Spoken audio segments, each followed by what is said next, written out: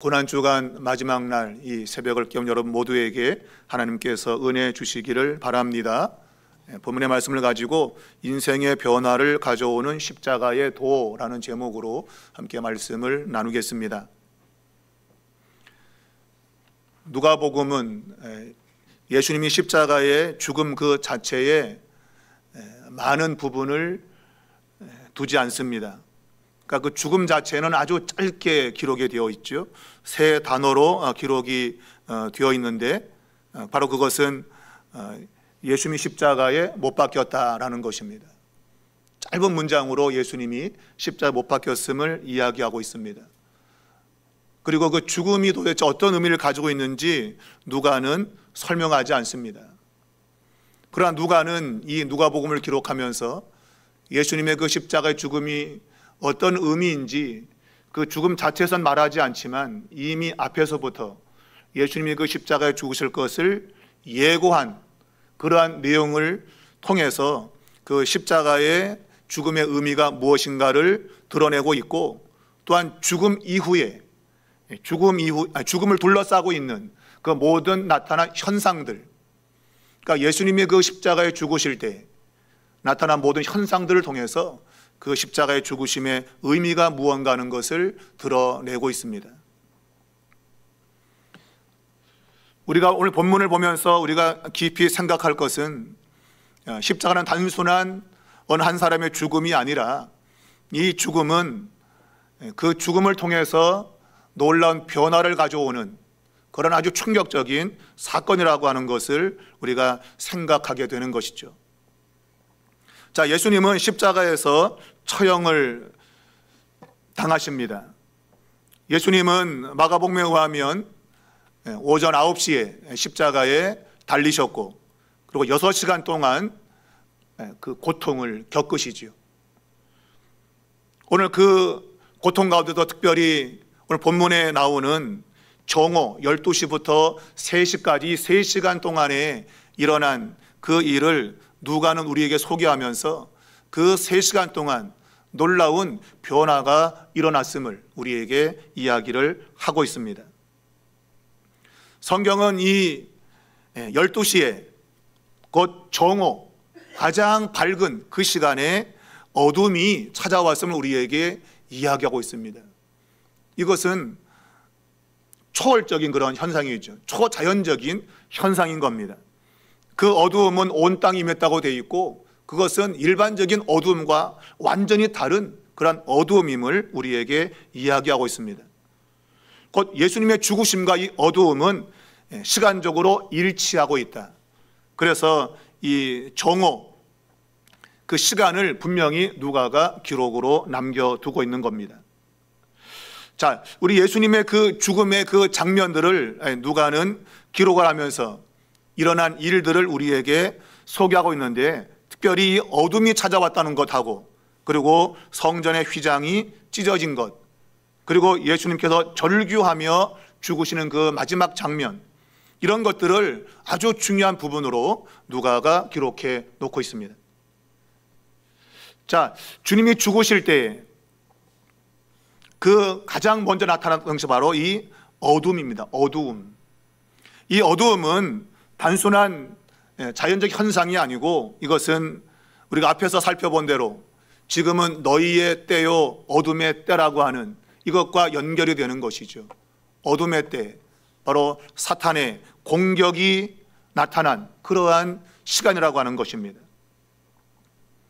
그러니까 이 어둠의 때는 사탄의 공격이 최절정에 당한 그러한 상황이고, 그것은 종말론적인 성격을 띠고 있는 겁니다. 우리가 요엘서 2장 30절 이하를 보면 여호와의 크고 두려운 날이 이르기 전에 해가 어두워지고 달이 핏빛이 될 것이다, 이렇게 예언되어 있는데, 바로 이 해가 빛을 잃는 이 어둠의 사건이 일어난 것이죠.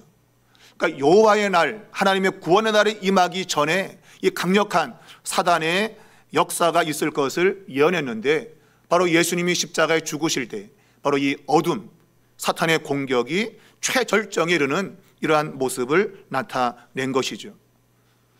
그러나 말했지만 누가는 보라 날이 이를지라 라고 하는 그 예레미야의 그 구절을 주님께서 말씀하시면서 지금 굉장히 사탄의 공격이 아주 심하게 오지만 하나님은 여전히 하나님으로 하나님의 뜻을 이루신다고 하는 것을 이제 말씀했는데, 이러한 사탄의 공격이 최절정에 달하지만 하나님은 여전히 계신 것이죠. 하나님이 안 계셔서 어둠이 온 게 아니에요. 하나님이 여전히 현존하시지만 어둠이 찾아온 것이죠. 곧 이것은 구약의 예언 그대로 보라 날이 이를지라, 하나님의 구원의 날이 이를 것을 보여주는 그런 어둠인 것입니다. 우리는 이걸 통해서 우리 인생 가운데 내가 느끼기에 아주 가장 힘들다고 어렵다고 생각하는 그 시간이 하나님의 구원이 가까운 시간임을 늘 기억하고 살아야 돼요.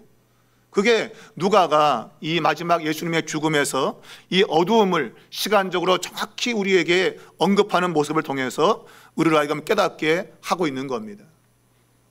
여러분, 힘든 일 많으시죠? 고난이 막 그냥 견디기 어렵지요? 그 고난은 하나님의 구원이 가까웠음을 우리에게 이야기하고 있는 거예요. 여러분, 이것을 반드시 기억하셔야 됩니다. 하나님은 안 계셔서 어둠이 오는 게 아니에요. 하나님이 계시지만 어둠이 온다는 얘기는 하나님이 그 어둠을 통해서 무언가 우리에게 깨닫게 하시고 알게 하시고 그 고난의 시간에 하나님을 절대적으로 신뢰하는 그런 믿음을 우리에게 요구하고 있다고 하는 거예요. 우리가 고난 주간을 지나면서 이 사실을 분명히 마음에 담을 수 있길 바랍니다. 고난이 최절정에 달할 때 바로 그때가 구원이 가까운 때다. 자, 오늘 이 주님의 죽으심과 연관되어서 또 한 가지 나타난 사건이 이 성전의 휘장이 한가운데가 찢어졌다고 하는 것입니다.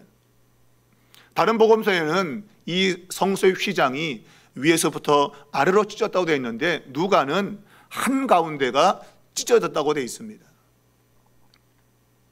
그러니까 위에서 아래로 찢어진 것과 뭐 한가운데 찢어진 것은 뭐 찢어졌다는 의미는 같지만 그러나 적용점은 다른 것이죠. 그러니까 누가가 이 주님의 죽으심에 성소의 휘장이 한가운데가 찢어졌다고 하는 것은 뭔가 특별한 사건이 벌어졌다고 하는 것을 우리에게 말하고 있어요. 마가는 이 성소의 휘장이 위에서 아래로 찢어짐을 통해서 하나님의 영광이, 감춰진 하나님의 영광이 나타난 것을 의미했지만 누가는 이 성소의 휘장이 한가운데가 찢어진 것, 정중앙이 찢어진 것을 우리에게 소개하고 있는데 이것은 뭔가 중요한 것이 변화가 되었다고 하는 것을 우리에게 말하고 있는 거예요. 그래서 이 한가운데라고 하는 거, 이게 뭔가 아주 중심이 되는 걸 가리켰거든요. 중심점. 그 중심점에 뭔가 변화가 일어난 거예요. 중심점이. 과연 그러면 그 중심점이 뭐냐? 우리가 예수님이 세례받을 때에 하늘이 열렸다고 말했죠. 3장 21절에. 자, 누가복음과 더불어서 사도행전을 기록했는데 사도행전 7장에 보면 스데반이 죽을 때 하늘이 열린 모습 속에서 예수님이 서 계신 모습을 기록하고 있습니다. 동일한 사람이 어떤 사건을 기록할 때 똑같은 의미를 가지고 그걸 쓰거든요. 그러니까 하늘이 열렸다 하는 것과 그리고 스데반이 열린 하늘을 보았다라고 하는 것은 똑같은 의미인 거예요. 하늘이 열렸다는 얘기는 하나님의 영역과 인간의 영역이 만났다는 거예요. 그게 하늘이 열렸다는 의미예요. 그것을 예수님이 죽음에 성소의 휘장이 한가운데가 찢어진 것. 우리 인생의 가장 중요한 것은 뭘까요? 하나님과 만나는 것이죠. 하나님과 만남이 있어서 가장 중요한 장소가 뭐였냐면 성전이었어요. 구약의 모든 사건들은 다 성전 중심으로 이루어지는 사건들이에요. 근데 그 성전의 휘장이 한가운데가 찢어졌다는 얘기는 이젠 더 이상 성전 중심으로 하나님을 만나는 일은 없어졌다는 거예요. 그래서 사도행전 1장을 보면 성령이 너희에게 임하시면 너희가 권능을 받고 예루살렘과 온 유대와 사마리아 땅끝까지 이르러서 내 증인이 될 것이다. 증인된다는 얘기는 그곳에 복음을 전하면 그들이 하나님을 만나게 된다는 것이지요. 이젠 성전에서 만나는 것이 아니라 복음이 가는 곳마다 하나님을 만나는, 하나님과 인간이 만나는, 그것을 지금 이 성소의 휘장이 찢어진 것으로 누가가 우리에게 일러주고 있는 겁니다. 우리는 지금 이 자리에서 함께 예배를 드리지만 이것은 성전 개념이 아닙니다. 때로 우리는 기도할 때 이 교회를 성전 그러는데 성전은 없습니다. 지금 누가의 관점에 의하면 성소의 휘장은 찢어졌고, 이 말은 성전이 이제 중심에서 사라져버린 거예요. 성전 중심이 아니라 이제는 복음 중심인 겁니다. 이제는 예수 그리스도라는 이 십자가의 복음이 가는 곳곳마다 중심이 되는 거예요. 바로 그것을 그분의 죽으심, 그때의 성소의 휘장이 한가운데가, 그 중심이 찢어진 걸 통해서 우리에게 일러주고 있는 겁니다. 여러분이 복음을 들고 가는 그곳이 바로 하나님과 인간이 만나는 장소예요. 그것이 여러분과 저의 삶의 중심에 있어야 됩니다. 물론 우리는 교회에 모여서 예배하고 찬양하고 하나님을 경배하지만, 그러나 실질적으로 중요한 것은 우리의 삶의 자리, 그것이 복음이 있어야 될 자리인 거예요. 그것이 성소의 휘장이 한가운데가 찢어진 것으로 보여주고 있는 것이죠. 여러분의 삶의 중심, 어디든 간에 복음이 있어야 되는 거예요. 복음이 있는 그 삶, 그 삶이 우리의 중심을 잡아야 된다, 그 얘기예요. 자, 오늘 이 성소의 휘장이 찢어지는 이런 모습을 통해서 또 다른 사건을 우리에게 소개하고 있는데, 바로 그것은 그와 연관된 사람들의 변화입니다. 이 성소의 휘장이 찢어짐과 더불어서 사람들의 변화된 모습을 우리에게 소개해 주고 있다고 하는 거예요. 오늘 그것을 성경은 본다는 단어를 통해서 우리에게 이야기를 하고 있습니다. 여기 등장하고 있는 백부장, 또 무리들, 그리고 여인들, 이 세 그룹이 등장하고 있는데 모두가 다 보았다는 단어와 다 연결되어 있어요. 쉽게 말하면 목격자죠. 십자가에 예수님이 죽으시는 그 사실을 목격한 사람들, 본 사람들, 목격자들, 그 목격자들에게 뭔가 변화가 일어난 거예요. 그 십자가를 바라본 사람들마다 뭔가 변화가 일어난 거예요. 이건 누가가 아주 굉장히 중요하게 우리에게 이야기하고 있는 겁니다. 십자가를 바라보는 사람들은 인생에 변화가 오게 돼 있어요. 인생에 변화가 옵니다. 이건 필연적인 거예요. 올 수 있고 안 올 수 있고가 아니에요. 십자가를 바라보는 그 인생은 놀라운 변화가 찾아온다고 하는 거예요. 그래서 백부장과 무리를 소개할 때도 보았다는 단어가 등장하고 있고, 그리고 무리들이 구경거리, 뭔가 이게 눈으로 보는 그러한 장면들을 또한 소개하고 있고, 여인들도 멀리 서서 보았다라는 이 본다는 단어가 계속적으로 이 문맥에 등장을 하고 있는 겁니다. 여러분과 저의 인생이 달라지기 위해서는 십자가를 바라보는 수밖에 없어요. 십자가를 바라볼 때 그 십자가가 우리 인생을 변화시키는 능력으로 다가오게 되는 겁니다. 사람들은 뭔가 다른 곳에서 자신의 인생을 변화시키려 애쓰지만, 성경은 우리 인생을 변화시키는 것은 다른 것에 있지 않고 십자가를 바라볼 때 온다는 거예요. 그것을 누가가 지금 이 마지막 주님의 죽음 장면에서 우리에게 소개해 놓고 있는 겁니다. 첫 번째로 백부장의 모습입니다. 이 백부장은 그 된 일, 그 모든 된 일을 보고 예수님은 의인이었다라고 오늘 본문에서 고백하고 있습니다. 자, 백부장은 이방인입니다. 이 이방인이 어떻게 예수님이 의인인 것을 고백할 수 있었는가? 그것은 예수님의 죽음이 일반적인 죽음이 아니었기 때문이에요. 여러분, 십자가는 일반적인 사건이 아닙니다. 오늘 백부장은 그가 목격한 그 모든 일을 나름의 해석을 한 것이죠. 그랬더니 예수님이 십자가 위에서 기도하신 모습, 그리고 죽을 때 그 모습은 일반적인 모습이 아니었던 거예요. 그래서 그 된 일을 보고 이 백부장은 아주 놀라움을 금치 못했어요. 그러면서 예수님이 의인이었다고, 곧 하나님이 함께하는 사람은 당시 유대 종교 지도자들이 아니라 예수님이었음을 이 백부장이 목격한 거예요. 자, 예수님은 십자가에서 오늘 누가복음에는 세 말씀을 하셨는데, 바로 그것은 우리가 앞에서 본 대로 너가 나와 함께 오늘 낙원에 있을 것이다.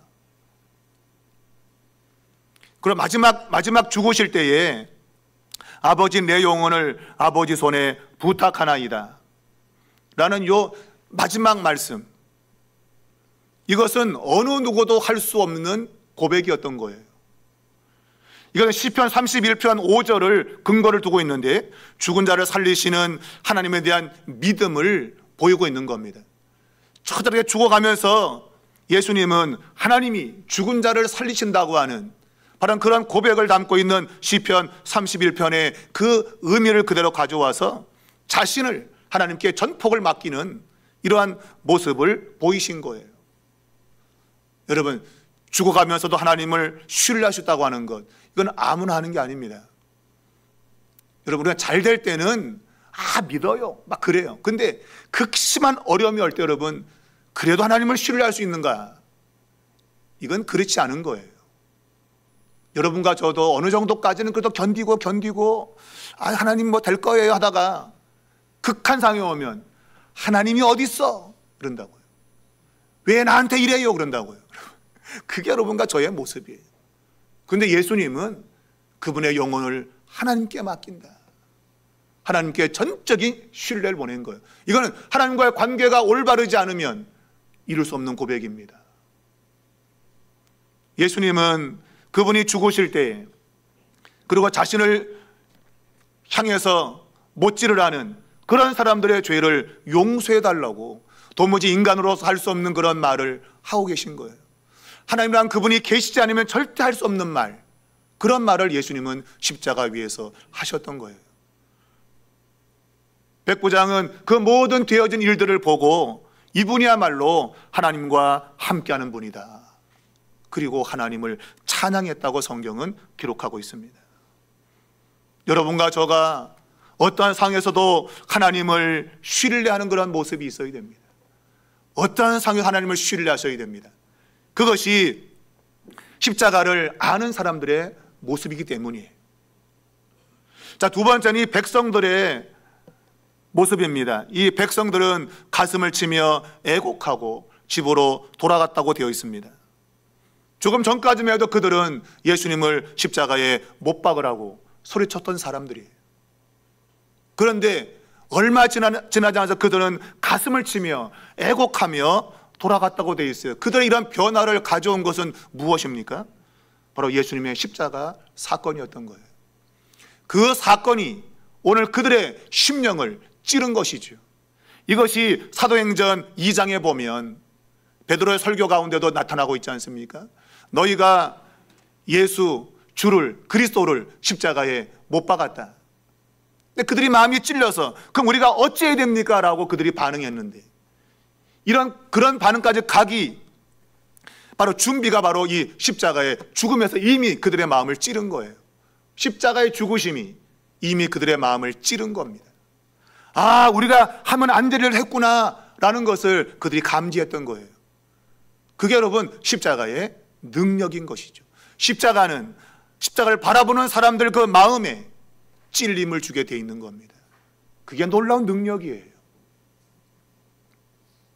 저 역시도 중1 때부터 교회를 나갔고, 그러나 그 나가는 그것이 믿음으로 나간 게 아니에요. 친구 가니까 따라가고 뭐 주면 나가고, 고등학교는 경신고등학교 미션 스쿨이었는데 매 주마다 체프를 하기 때문에 어쩔 수 없이 그냥 성경을 갖고 오고 어쩔 수 없이 그냥 기도문을 써서 기도하는 그런 모습이었어요.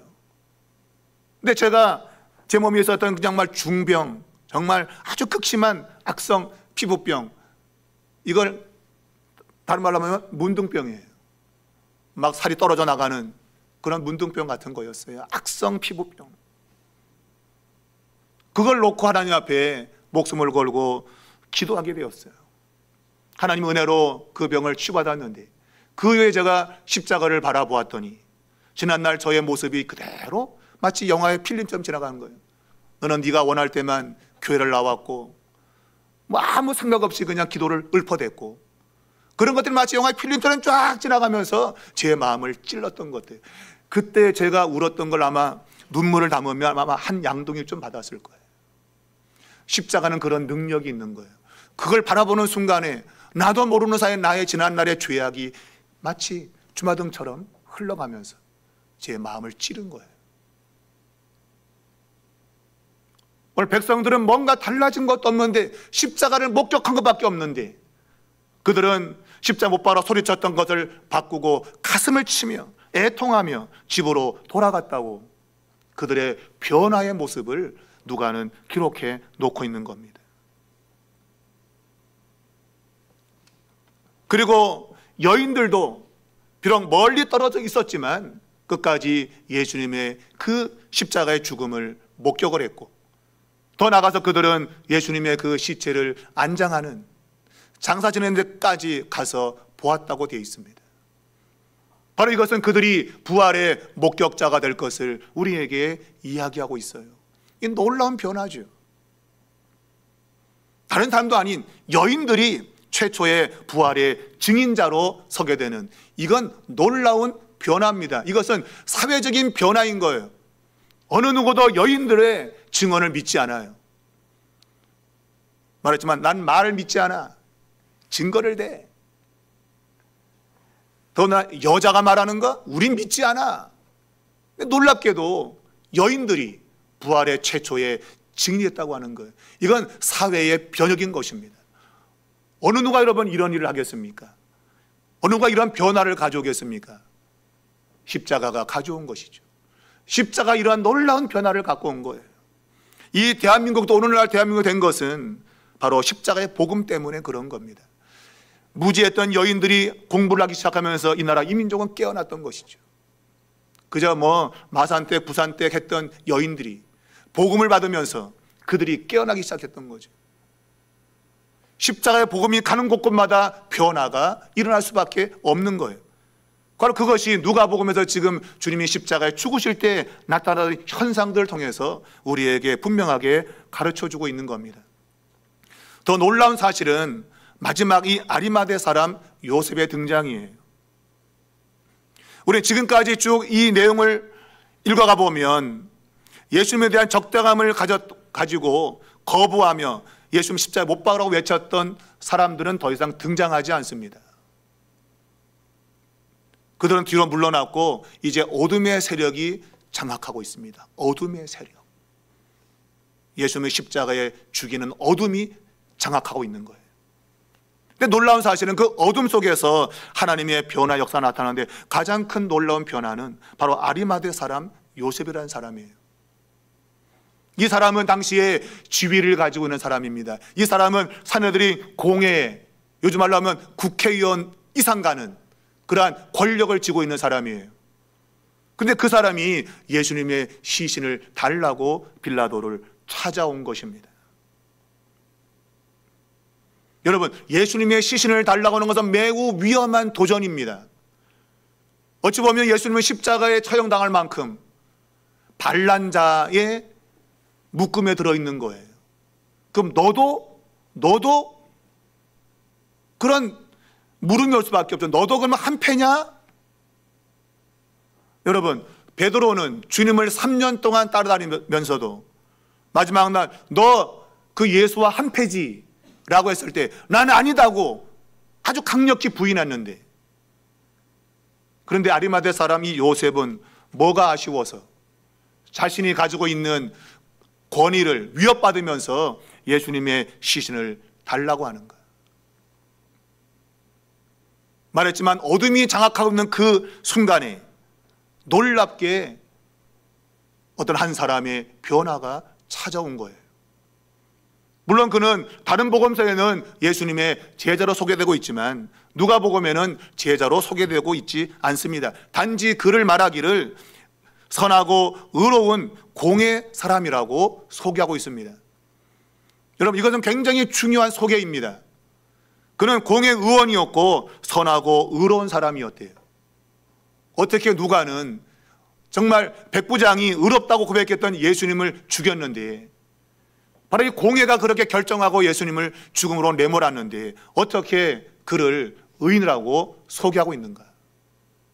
어떻게 그 사람이 의인이 될 수 있습니까? 의인을 죽인 사람을 어떻게 의인으로 성경은 기록할 수 있는가?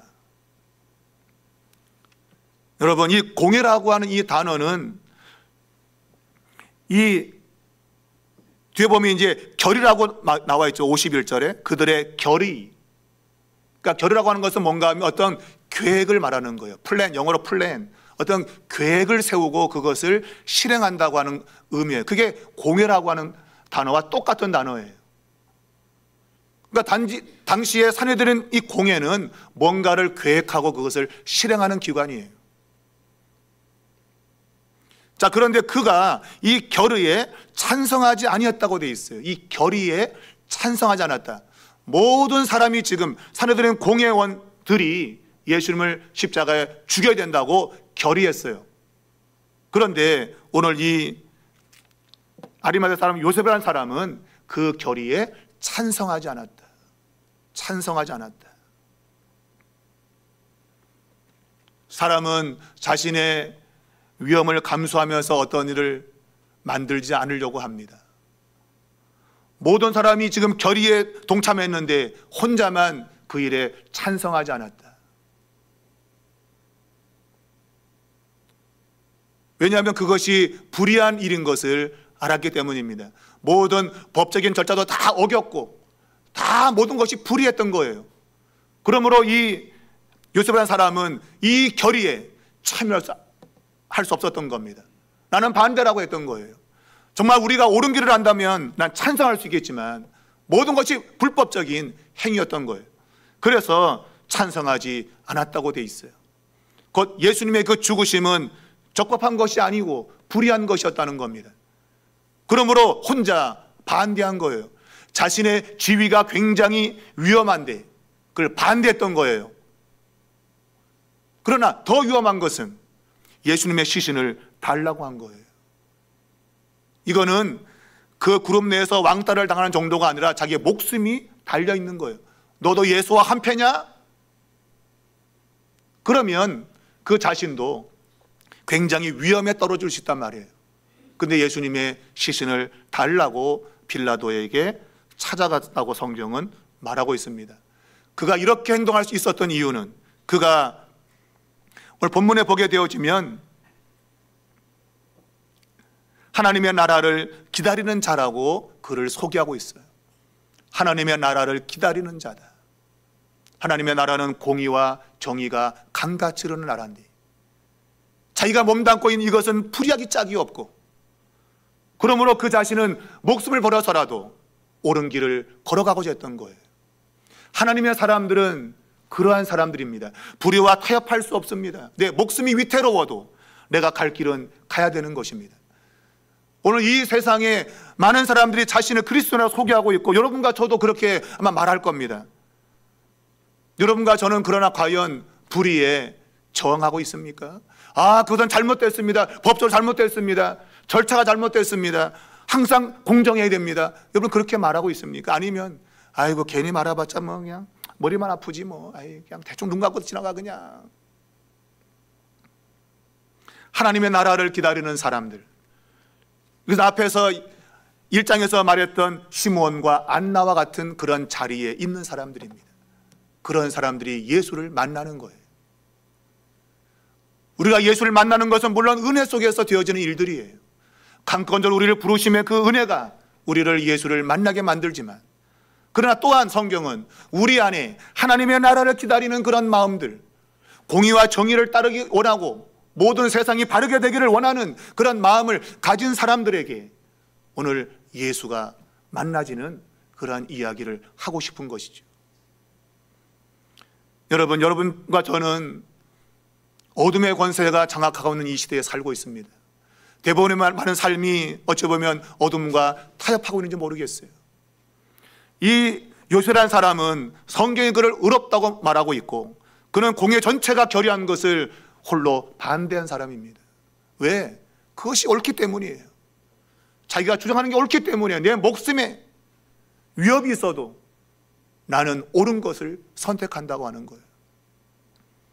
더구나 자기의 목숨이 위험에 달린 예수님의 시신을 달라고 하는 것, 반역자의 시신을 달라고 하는 것은 매우 위험스러운 일인데, 그러나 그는 하나님의 나라를 기다렸기 때문에 옳은 선택을 한 것이죠. 여러분과 저가 예수님의 십자가의 사건을 분명히 기억한다면 그 사건은 불의가 공의를 덮친 사건이죠. 그러나 결국은 공의가 이기게 됩니다.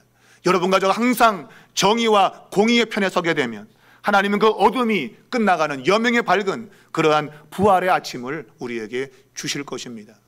그럼 여러분이 고난 중간에 단지 그냥 고난만 생각하는 것이 아니라 옳음을 생각해야 돼요. 무엇이 옳은가? 이걸 생각하셔야 돼요. 과연 나의 결정과 나의 선택이 지금 옳은가? 늘 생각하셔야 됩니다. 만약 잘못되었다면 우리는 불의한 곳에 있으면 안 돼요.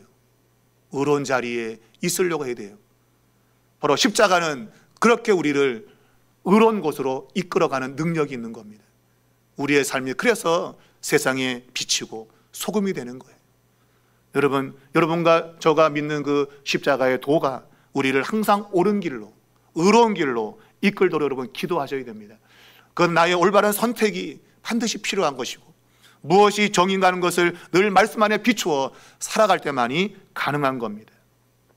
오늘 마지막으로 이 여인들이 예수님의 시신 그 매장을 완벽하게 하기 위해서 향품과 향유를 준비하는 그런 이야기로 끝을 맺고 있습니다. 오늘 이것은 준비일이고 안식일이 거의 다 됐다고 했어요. 이제 이 여인들이 예수님의 그 매장을 완벽하게 하기 위해서는 시간이 별로 남지 않았어요. 짧은 시간밖에 없어요. 그러나 그 여인들은 돌아가서 준비했다. 그 짧은 시간. 왜냐하면 바로 다음이 안식일이거든요. 그러니까 행동할 수 없어요. 요 남아있는 짧은 시간, 어쩌면 한두 시간 정도 짧은 시간 동안에 그들은 예수님을 장사 지내기 위할 준비를 했어요.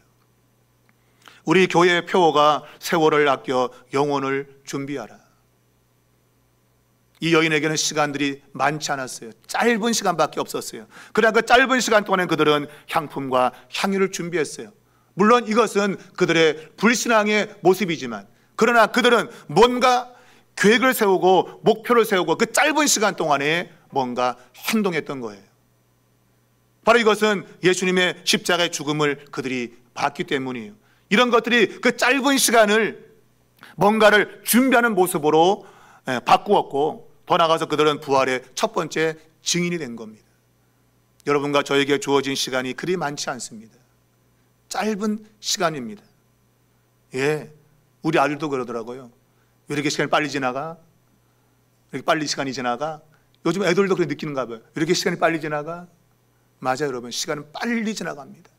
후딱후딱 지나갑니다.